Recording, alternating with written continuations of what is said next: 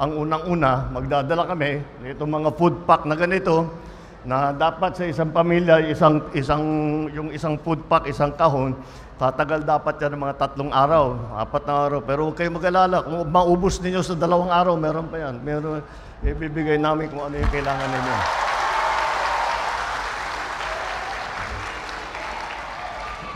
At ang kasunod niyan ay yung ating binibigay na tulong na cash na.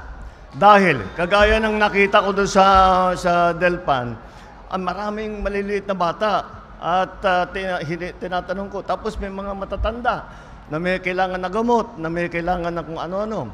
At naiba, bawat pamilya ang mga pangangailangan. Kaya yung mga kuminsan, yung mga yun ay hindi kasama dito sa aming mga ibinibigay na tulong.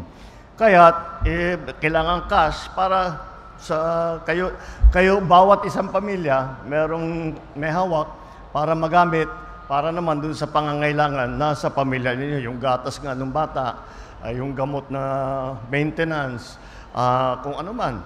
At yung mga ganun po. At nandito po ang serbisyo, yung sa inaalala ko kasi dahil ang sikip-sikip doon sa Delpan, inaalala ko yung maliliit na bata, baka magkasakit. Kaya tiniyak natin na meron tayong medical team na manggagaling sa Department of Health na pupunta, tuloy-tuloy po yan. Hindi na sila aalis, basta paikot-ikot lang sila sa lahat ng mga evacuation center.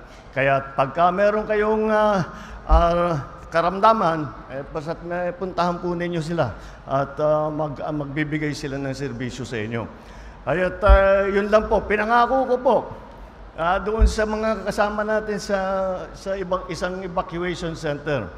Pag kayo ay hindi pa namin nauwi, pagdating ng Pasko, ako ipupunta rito, magpapaparty, mag-Merry Christmas tayo sama-sama.